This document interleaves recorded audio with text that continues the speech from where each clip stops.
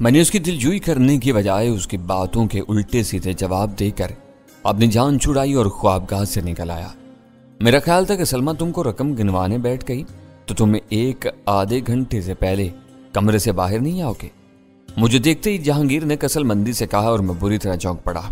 مجھے اندیشہ ہوا کہ اسے ہم دونوں پر شبہ ہو چکا تھا اور وہ مجھ پر گہرا طنز کر رہا تھا۔ وہ رقم اتنی بڑی ہے کہ اسے گننے کے لیے تمہاری مدد ضروری تھی۔ میں نے سنبھل کر جواب دیا، مجھ سے اپنی رقم نہیں گنی جاتی، میں تمہارے ڈالر کیا گنوں گا؟ اس کی بے پرواہی سے مترشح تھا کہ اس نے جو کچھ کہا معصومانہ سادگی سے کہا تھا۔ اس کے فکرے میں طنز کا شائبہ نہیں تھا۔ میں نے ان دونوں سے اجازت لی اور ان کے فلیٹ سے نکل کھڑا ہوا۔ سڑک پر آ کر میں نے ٹیکسی پکڑی اور لی مارکیٹ کی طرف روانہ ہو گیا، جہاں جہانگیر کی گولڈن فارمیسی واقع تھی۔ میرا بس چند بار اس دکان پر جانا ہوا تھا۔ وہ اس کا کاروباری ٹھکانہ تھا۔ میں کبھی گپ شپ لڑانے کی نیت سے وہاں نہیں بیٹھا تھا۔ جس کام سے گیا تھا اسے پورا کرتے ہی وہاں سے لوٹ گیا تھا۔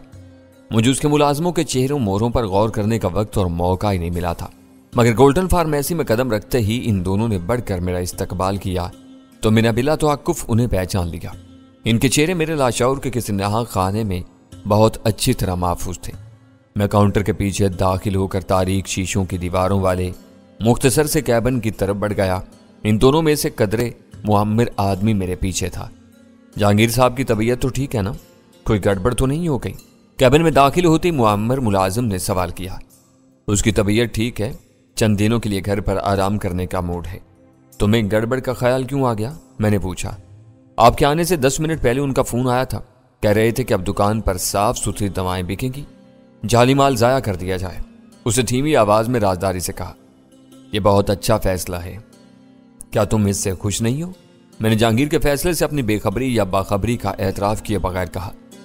منیر نامی اس ملازم کے الفاظ سنتے مجھے سلمہ کا خیال آیا تھا۔ میں نے دعاؤں میں جال سازی کے موضوع پر جہانگیر سے جو کچھ کہا تھا وہ خاصا سخت تھا، لیکن اس ڈھیٹ شخص نے میری باتوں کا زیادہ اثر نہیں لیا تھا۔ میرا خیال تھا کہ میں نے اس دھندے کے بارے میں سلمہ کو باخبر کر کے ایک کار خیر کیا تھا۔ شاید وہ میری روانگی کے بعد جہانگیر سے الجھ گئی ہوگی کہ زیادہ پیسے کے لالچ میں وہ ایسے مذموم کام میں کیوں ملوث تھا۔ اس وقت جہانگیر کی رگ اتری ہوئی تھی۔ وہ اندر سے خوش تھا کہ اپنے ماموں کی بدنامی اور گرفتاری کے بعد سلمہ اپنے بلند مقام سے گر کر اسی مرتبے پر آ گئی تھی جہاں وہ ماضی کے ایک مجرم کے طور پر فائز تھا۔ اسے دوسری خوشی یہ تھی کہ دماغ سے اپنی خاندانی برتری کا خمار اترنے کے بعد سلمہ کے رویے میں نمایاں تبدیلی آ چکی تھی۔ یہ جہانگیر کے دل میں پیدا ہونے والی اس نرمی کا کمال تھا کہ سلمہ کے اصرار پر وہ جعلی دواؤں کی فروخت کے دھندے سے تائب ہونے پر آمادہ ہو گیا۔ سلمہ اپنے شوہر کے مزاج سے اچھی طرح واقف تھی۔ وہ جانتی تھی کہ جہانگیر کو زیادہ سوچنے سمجھنے کا موقع مل گیا تو وہ اپنی روش بدلنے سے منحرف ہو جائے گا۔ میرے چلے آنے کے بعد گھر میں تخلیہ کا راج تھا۔ جہانگیر کے پیٹ میں بیئر کے کئی ڈبوں پر مرغن غذا خوراک اتر چکی تھی۔ سلمہ نے یقینی طور پر اپنے ہر حربے سے کام لے کر جہانگیر کو مجبور کر دیا ہوگا کہ وہ فون کر کے اسی وقت اپنے ملازموں کو جعلی دواؤں کی تلفی کا حکم دے دے۔ وہ بات ملازموں وغیرہ تک پھیل جانے کے بعد جہانگیر کے لیے فیصلہ لوٹانا مشکل ہو جاتا۔ صاحب مجھ سے زیادہ کون خوش ہوگا؟ مجھے تو کام کرنا ہے اور تنخواہ لینی ہے، پیسے اتنے ہی ملیں گے۔ اچھا ہوا کہ مفت کے ایک گناہ سے جان چھوٹ گئی۔ منیر کہہ رہا تھا، پتہ نہیں اللہ کے کس نیک بندے نے ہمارے صاحب کو یہ راہ سجائی ہے۔ ایک بار کسی دکاندار کے منہ کو خون لگ جائے تو اس کا سدھرنا مشکل ہوتا ہے۔ اب جعلی دواؤں کے ڈبے ضائع کر دو، یہ کام شام تک ہو جانا چاہیے۔ میں نے اسے ہدایت کی، یہ کام زیادہ تر گولیوں میں ہوتا ہے۔ آپ آئے تو ہم سر بند ڈبے الگ کر رہے تھے۔ اس نے سر جھکا کر کہا، اور جو ڈبے یا پتے اصلی دواؤں میں ملے ہوئے ہیں ان کا کیا ہوگا؟ میرے لیے اپنی باخبری کا اظہار کرنا ضروری ہو گیا تھا۔ منیر کی تحیر زدہ نگاہیں میرے چہرے پر مرکوز ہو گئیں۔ آپ کو سب معلوم ہے، پھر تو یہ نیک مشورہ آپ ہی نے دیا ہوگا۔ ملی ہوئی دواؤں میں اصلی اور نقلی کا پتہ چلانا ہمارے لیے بھی ناممکن ہے۔ جہانگیر صاحب کہتے تھے کہ بے ایمانی بھی پوری ایمانداری سے کی جانی چاہیے۔ ایسی ملی جلی دواؤں کی تعداد کتنی ہے؟ میں نے چند ثانیوں تک سوچنے کے بعد سوال کیا۔ ہمیں 2 نمبر کام شروع کیے ہوئے 8-10 ہفتے ہوئے ہیں۔ ویسے بھی ہر دوا کی نقل نہیں بنتی، بہت زیادہ چلنے والی دواؤں میں ہیر پھیر کیا جاتا ہے۔ ہمارے پاس اس وقت 7 دوائیں ملا جلا کر چل رہی ہیں، باقی اسٹاک میں کوئی کھپلا تو نہیں ہے؟ میں نے بے یقینی سے پوچھا۔ مجھے یہ جان کر حیرت ہوئی تھی کہ صرف 7 دواؤں میں جعل سازی کے نتیجے میں جہانگیر کی آمدنی میں اتنا اضافہ ہو گیا تھا کہ سلمہ جیسی خانہ دار خاتون اس اضافے کو نوٹ کیے بغیر نہیں رہ سکی۔ باقی اسٹاک صاف ہے جی، اس نے کھلے دل سے آگاہ کیا۔ फिर इन 7 दुआओं को भी ज़ाया कर दो। कल इनका स्टॉक पूरा कर लेना। साहब, इनमें से 4 गोलियां बहुत महंगी हैं, लाख रुपए के करीब नुकसान होगा, वो तशवीश से बोला। परवाह मत करो, जहांगीर ने शोर किया तो 1 लाख रुपए मैं अपनी जेब से दे दूंगा। अब ईमानदारी पर कमर बांधी है तो पूरी ईमानदारी से काम लो। इस लम्हे के बाद इस दुकान से एक भी जाली गोली नहीं बेची जाएगी, ना जाली दवाएं खरीदी जाएंगी। वो सर झुकाकर खामोशी से कैबिन से निकल गया। इस दौरान में दूसरा मुलाजिम दुकान में आने वाले ग्राहकों को निपटाने में मसरूफ रहा था। वो कैबिन मुख्तसर लेकिन आरामदेह था। छोटी मेज पर कंप्यूटर अपने लवाजिम समेत मौजूद था। बैठने वाली आरामदेह कुर्सी भी ज्यादा बड़ी नहीं थी। एक दीवार के साथ आराम करने के लिए दीवान पड़ा हुआ था। मैं कुर्सी पर बैठा झूलता और बाहर का जायजा लेता रहा। मेरे लिए आराम से ज्यादा अहम बात यह थी कि हालात में आई मैन की तरफ से कोई पेशरफ्त हो। थोड़ी देर बाद मेरे मोबाइल फोन की घंटी बजने लगी। दूसरी तरफ से जलाल बोल रहा था। उन्होंने कदर ताखीर के साथ 1 बजे चोपड़ा को पुलिस हेड ऑफिस पहुंचा दिया। उसकी आवाज से मुसरत फूटी पड़ रही थी। मेरे लिए ये आज की बहुत बड़ी खबर है, लेकिन दुख इस बात का है कि इसकी मुनासिब खातिर तवाज़े नहीं की जा सकेगी। मुनासिब क्या, इस पर हाथ उठाना भी दुश्वार है। मैं तुम्हें बता चुका हूं कि भारतीय कौंसल खाने का एक अफसर रोज इससे मिलने आएगा। फिर तुम इस मोजी को यूं ही पालते रहोगे? मैंने मायूसी से पूछा। जिस्मानी तशद्दुद के अलावा हमारे पास दूसरे नफ्सियाती और आसाबी हरबे हैं जिनका इस्तेमाल शुरू कर दिया गया है। उसने मुझे खुशखबरी सुनाई। हम ऐसे मामलात से निमटने में खासी महारत रखते हैं। जरूरत पेश आई तो इस पर तशद्दुद की भी कोई न कोई राह निकल आएगी। तफ्तीश की जरूरियात से कतई नजर भी वो तशद्दुद का मुस्तहिक है। उसका हशर कम अज कम राजा जैसा जरूर होना चाहिए। तुम फिक्र न करो, इसका अंजाम राजा से ज्यादा होगा। इसका मतलब है कि तुम्हारे जहन में कोई तजवीज जन्म ले चुकी है। मैंने उसकी बात काट कर कहा, तो मुझे खुलकर पूरी बात क्यों नहीं बताते? हल्की सी बेसाख्ता हंसी के बाद उसकी आवाज उभरी। वो उमरकोट का रहने वाला है। मैं किसी भी वक्त उसे वहां मुंतकिल करा दूंगा। फिर देखता हूं कि भारतीय कौंसल खाने वाले रोजाना उसकी खबरगिरी कैसे करते हैं। वो उसकी उमरकोट मुंतकिली पर सख्त शोर मचाएंगे। वो इतने मासूम नहीं है कि तुम्हारी नीयत और इरादों को ना समझ सकें। इसे एहतजाज की गुंजाइश नहीं होगी। यह बताया जाएगा कि कुछ कड़ियां उमरकोट में हैं कि इसकी तैयारी के लिए मुलजिम का वहां ले जाया जाना नागुज़ीर है। ये तुम्हारे मामले हैं, इन्हें तुम बेहतर समझ सकते हो। मेरी दिली आरजू ये है कि वो कानून की गिरफ्त में आ ही गया है तो कोई भी तहफ़्फ़ुज़ उसके काम ना आ सके। उसका वही हशर और अंजाम होना चाहिए जिसका वो मुस्तहिक है। मैंने अपने इस्ताल पर काबू रखते हुए कहा। हल्की सी तो फहमी हंसी के साथ उसकी आवाज़ उभरी। मैं तुम्हारी कैफियत को खूब समझ रहा हूँ, क्योंकि मैं खुद भी वनोद के बारे में इसी कैफियत से गुजर रहा हूँ। तभी ये चाहती है कि पूरी दरिंदगी के साथ इसके बदन को चीर फाड़ कर रख दिया जाए। गद्दारी की सजा इससे कम नहीं होनी चाहिए। जो लोग भारतीय या फिर गैर मुल्की हैं, इनकी मुजरिमाना और साजिशी सरगर्मियां काबिल फहम होती हैं। इनको इस ज़मीन से प्यार होता है, न वो यहाँ रहने वालों से कोई लगाव रखते हैं। इनके लिए दौलत सब कुछ होती है। भारतीय जासूस यहाँ काम करते हुए फख्र महसूस करते होंगे कि वो अपने हिंदू देश की सरबुलंदी के लिए एक मुसलमान मुल्क की जड़ें काट रहे हैं। गद्दारों के सामने ऐसा कोई मिसाली ख्वाब नहीं, वो सिर्फ पैसे के लिए हर हद से गुजरते हैं। शायद मैं जज्बात के रूह में बह रहा था। मेरा वह फिक्रा मुकम्मल होते ही जलाल ने गैर महसूस अंदाज में मेरी बात काट दी। तुम्हें चोपड़ा के बारे में फिक्रमंद नहीं होना चाहिए। अब तुम मेरे हक में दुआ करो कि मैं वनूद को बिखेरने में कामयाब हो जाऊं। ये याद रखना कि वो उसे चोपड़ा की तरह थाली में सजाकर तुम्हारी खिदमत में पेश नहीं करेंगे। मैंने उसे याद दिलाया। वो भारतीय कौमियत का हामिल है, ड्रा का बाकायदा एजेंट है और उसे यहाँ बाकायदा सफारती तहफ़्फ़ुज़ हासिल है। मुझे मालूम है जहाँ कानून बेबस हो जाता है वहाँ दूसरे हर्बे काम आते हैं। जलाल की आवाज़ पूरा एतमाद थी। मेरा अंदाज़ा है कि तुम हर वक्त कानून और ज़ाब्तों की जंजीर में बंधे रहते हो। मुझे मेरे मनसब की मजबूरियों का इतनी शिद्दत से एहसास ना दिलाओ। ये मजबूरियाँ नित नई राहों पर चलने पर मजबूर कर देती हैं। ज़रा ठंडे दिल से गौर करो कि अपनी तमाम सरगर्मियों के बावजूद तुम आज तक क्यों आज़ाद हो। कानून और हर दस्तूर से मुआवरा स्पेशल टास्क फोर्स के तसव्वुर ने किसके जहन में जन्म लिया होगा? ये इक़्तिदार और इख्तियार के मालिक और दूर अंदेश लोगों के फैसले थे। वो जानते थे कि मुल्की मफादात के तहफ़्फ़ुज़ के लिए दुश्मनों का पीछा करने वाले एक लकीर तक पहुंचकर रुक जाने पर मजबूर हो जाते हैं। इससे आगे उन्हें ज़ाब्तों की आग जलाकर खाक कर देती है। इस लकीर से आगे निकल जाने वाले मुजरमों को इनके कैफरे किरदार तक पहुंचाने के लिए सायों की जरूरत होती है जिनकी कोई पहचान ना हो। हमारी सलामती के मुहाफिज ये गुमनाम साए STF में पलते और परवान चढ़ते हैं। जहां हमारे पर जलते हैं وہاں یہ فرشتے دشمن کو جلا کر راکھ کر دیتے ہیں۔ پہلے میں جذباتی ہو رہا تھا، اس نے مجھے ٹوک کر روکا تو میں نے غیر ارادی طور پر اس کی دکھتی رگ پر ہاتھ رکھ دیا اور وہ جذباتی ہونے لگا۔ اس کی باتوں سے اس عزم کا اظہار ہو رہا تھا کہ فنوز سے عبداللہ کا انتقام لینے کے لیے وہ کسی رکاوٹ کو خاطر میں نہیں لائے گا۔ بین السطور میں کچھ ایسا اشارہ بھی تھا کہ وہ اپنے سینے میں بھڑکنے والی آگ کو ٹھنڈا کرنے کے لیے اسپیشل ٹاسک فورس سے مدد لے گا۔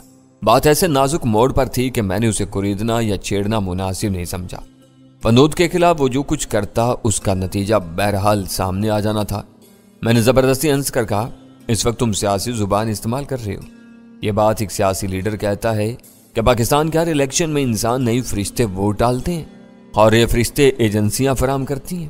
اس نے فکرہ لگایا، اور کہاں سے آئیں گے؟ ابھی تم نے خود ایس ٹی ایف والوں کو فرشتوں کا نام دیا ہے۔ وہ ہنس پڑا، تم بات پکڑ لیتے ہو، مجھ سے بات کرتے ہوئے الفاظ کو نظر انداز کر دیا کرو، مفہوم سمجھا کرو۔ یہ بتاؤ کہ اس وقت تم کہاں ہو؟ میں بنسی ہاتھ میں لیے ایک تالاب کے کنارے بیٹھا ہوا ہوں۔ مچھلی ڈور میں لگے کانٹے پر منہ مارے گی اور میں گھر لوٹاؤں گا۔ میرا اندازہ ہے کہ تم اس وقت آئی مین کے شکار پر ہو سکتے ہو۔ کیا میرا اندازہ غلط ہے؟ اس وقت بساط پر ہمارے سامنے وہی ایک کلیدی موہرہ رہ گیا ہے۔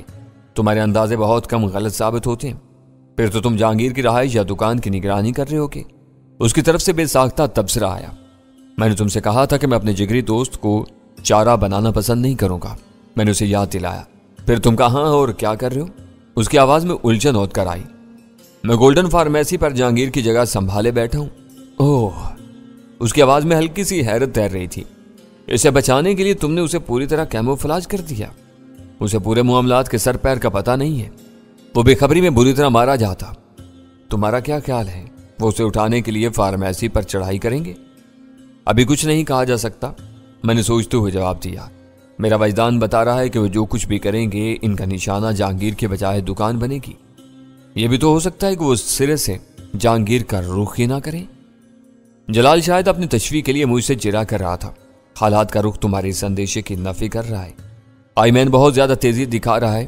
اس نے جس انداز میں راجہ اور جوشی کو گھیرا تھا اور اس کی روشنی میں اس کا اگلا ہدف جہانگیر بھی ہونا چاہیے۔ مجھے امید ہے کہ وہ فارمیسی کی طرف آنے میں زیادہ دیر نہیں لگائے گا۔ میں ایک مرتبہ پھر اپنی پیشکش دہرا رہا ہوں، میری پوری نفری تمہارے ایک اشارے پر میدان میں اتاری جا سکتی ہے۔ اس کی آواز پر تشویش ہو گئی۔ اپنے طور پر وہ شیع اور اس کے بڑوں کے طریقہ کار سے اچھی طرح واقف تھا۔ اسے معلوم تھا کہ وہ لوگ اپنے حریفوں کو معاف کرنے والے لوگ نہیں تھے۔ اپنی گرفت میں آنے والے حریف کو بہت بے رحمی سے ذبح کر ڈالتے تھے۔ گردنیں کاٹنے کے اس کھیل میں میری طرف سے ذرا بھی کوتاہی ہوتی تو آئی مین وہی میری گردن اتار کر رکھ دیتا۔ تمہیں مضطرب ہونے کی ضرورت نہیں، میں نے اسے اطمینان دلایا۔ میں نے ضرورت محسوس کی تو لمحہ بھر کے لیے بھی توقف نہیں کروں گا، بلا جھجک تم سے مدد مانگ لوں گا۔ اس وقت میں نے ایس ٹی ایف والوں کو بھی اس معاملے سے الگ تلک رکھا ہوا ہے۔ جیسے تمہاری مرضی۔ اس کی آواز مزمحل سی تھی، مگر میں نے اندازہ لگایا کہ وہ میرے جواب سے مطمئن ہو گیا تھا۔ شاید اسے یہ خلش ستا رہی تھی کہ میں آئی بی کے فیلڈ فورس کے مقابلے میں اول خان کے آدمیوں پر زیادہ اعتماد کرتا تھا۔ میری وضاحت نے اس کی وہ خلش دور کر دی تھی۔ ہمارے مذاکرات ختم ہو گئے۔ میں فون آف کر کے کیبن سے باہر نکل آیا۔ اس وقت کاؤنٹر پر کئی گاہک موجود تھے اور جہانگیر کے دونوں ملازم مستعد سیلز مین بنے گاہکوں کے نسخے اپنے ہاتھوں میں تھامے تیزی سے دعائیں نکالنے میں مصروف تھے۔ میں اطمینان سے جہانگیر کی اونچی کرسی پر چڑھ کر بیٹھ گیا تاکہ گاہکوں سے رقم وصول کر کے ان دونوں کا کام ہلکا کر سکوں۔ کرسی سنبھالنے کے بعد غیر ارادی طور پر میری نگاہیں دکان میں موجود گاہکوں کی طرف اٹھ گئیں۔ میں نے محسوس کیا کہ ان لوگوں میں موجود ایک مکرانی بہت غور سے میری طرف دیکھ رہا تھا، مگر میرے متوجہ ہوتے ہی وہ سٹپٹا کر کاؤنٹر کے شوکیس میں رکھی ہوئی دعاؤں کو دیکھنے میں مصروف ہو گیا۔ وہ دراز قامت اور صحت مند آدمی تھا جو قمیض شلوار میں ملبوس تھا۔ ایک بات جو اسے بہت زیادہ ممتاز کر رہی تھی وہ اس کی آنکھوں پر لگی ہوئی اینک تھی۔ بینائی کے اینک کے ساتھ وہ کوئی سنجیدہ اسکالر لگ رہا تھا۔ مکرانیوں کے لیے میں نے ہمیشہ اپنے دل کی گہرائیوں میں ایک عجیب سی محبت محسوس کی ہے۔ اپنی قدیم روایات کی امانتداری کرنے والے یہ لوگ بہت مخلص، سچے، محبت کرنے والے اور دلیر ہوتے ہیں، لیکن معاشی مجبوریوں اور معاشرتی استحصال کی وجہ سے ماہی گیری اور دوسرے آبائی پیشوں سے چمٹے رہنے پر مجبور ہیں۔ بحیرہ عرب کی ساحلی پٹی پر بسنے والوں کے لیے محرومیاں ایک مدت سے مقدر بنی ہوئی ہیں۔ ان کے دور افتادہ علاقوں میں اسکول ہے، نہ شفا خانے، پینے کا صاف پانی میسر ہے، نہ گندے پانی کی نکاسی کا نظام۔ ایسے صفاق اور پر آشوب ماحول میں بھی خال خال مکرانی لکھ پڑھ کر مختلف شعبوں میں ملک و قوم کی جانسوز خدمت کر رہے ہیں، لیکن یہ افسوسناک المیہ ہے کہ اس معاشرتی اکائی میں تعلیم کا اوسط اتنا کم ہے کہ سر شرم سے جھک جاتا ہے۔ ان لوگوں میں بھی ایک طبقہ مراعات یافتہ ہے، لیکن اس کی تعداد بہت قلیل ہے۔ وہ اپنے طور طریقوں کی وجہ سے دور سے پہچانا جاتا ہے۔ خواص سے قطع نظر عوام میں ایسی صورتیں انکا ہیں جن پر لکھی علم کی لکیریں دور سے پڑھی جا سکیں۔ وہ سیاہ فام مجھے عام مکرانیوں جیسا لگا، نہ اس میں خواص والا شاہانہ کروفر تھا۔ مونچھوں سے بے نیاز سنجیدہ چہرے اور کشادہ پیشانی سے صاف ظاہر ہو رہا تھا کہ وہ غور و فکر کرنے کا عادی اور غالباً خاصا پڑھا لکھا تھا۔ اس پر میری نظر محض اس وجہ سے رکی تھی کہ وہ بہت انہماک سے مجھے گھور رہا تھا۔ جو ہی اس نے چوکے سے نظریں ہٹائیں میں اس کی ترکیب استعمال کرتے ہوئے انجان بن گیا اور کیش بکس کا جائزہ لینے لگا۔ منیر نے اس کی مطلوبہ دوا پہلے نکال دی اور 21 روپے بتائے۔ وہ مکرانی دوا کا ڈبہ لے کر میری طرف آیا اور ہونٹوں پر خفیف سے مسکراہٹ کے ساتھ 500 روپے کا نوٹ میری طرف بڑھا دیا۔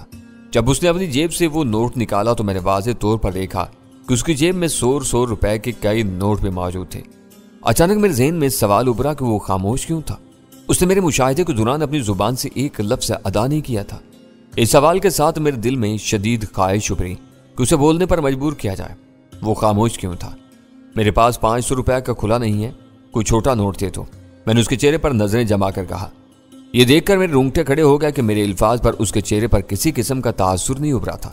اسے کسی بھیانک مشینی روبوٹ کی طرح اپنی پلکیں جھپکائیں، پھر خفیف سے مسکراہٹ کے بعد اپنے دھانے اور بائیں کان کے قریب ہاتھ کے تیز اشارے کرنے لگا۔ وہ مجھے بتانے کی کوشش کر رہا تھا کہ وہ گونگا اور بہرا تھا، اس لیے میرا مفہوم سمجھنے اور اس کا جواب دینے سے قاصر تھا۔ میرے اس کا وہ بہانہ قابل قبول نہیں تھا۔ یہ ممکن نہیں تھا کہ اس قبیل سے تعلق رکھنے والا ایک گونگا اور بہرا شخص اتنا زیادہ پڑھا لکھا نظر آئے۔ میں نے دوسرے گاہکوں کی طرف دیکھا، وہ اپنی دواؤں کے انتظار میں دکان کے ملازموں کی طرف متوجہ تھے۔ میں نے اس کے ہاتھ سے 500 روپے کا نوٹ لیتے ہوئے کاؤنٹر پر جھک کر دھیرے سے کہا، تم الو کے پٹھے ہو۔ اس کے ہونٹوں پر یتیم سی مسکراہٹ تیر کی۔ وہ منہ سے کچھ نہیں بولا۔ میں نے بالکل آخری لمحے پر اپنا ارادہ بدل کر اسے اردو میں وہ نرم سی گالی دی تھی، ورنہ میں نے سوچا تھا کہ اسے انگریزی میں کوئی تلخ اور زہریلا فکرہ کہوں اور پھر اس کے چہرے کے تاثرات میں رونما ہونے والی تبدیلیاں دیکھوں۔ اس پر پہلی نگاہ پڑتے ہی میرے ذہن میں جان ایشکوف والے تجربے کا خیال آیا تھا۔ وہ اپنی دانست میں عبد الماجد یمنی کا مقابلہ کرنے کے لیے ایک امریکی نیگرو کو مقامی لباس پہنا کر اپنے ساتھ لایا تھا اور بری طرح ناکامی سے دوچار ہوا تھا۔ اگر گولڈن فارمیسی کا وہ گاہک بھی مکرانی ہونے کے بجائے کوئی امریکی نیگرو تھا تو میری زبان سے انگریزی میں کوئی کالی سنتے ہی سمجھ لیتا کہ اس کی چال بری طرح ناکام ہو چکی تھی اور میں نے اس کی صحیح قومیت پہچان لی تھی۔ وہ بدک کر اچانک کوئی بھی خطرناک حرکت کر سکتا تھا۔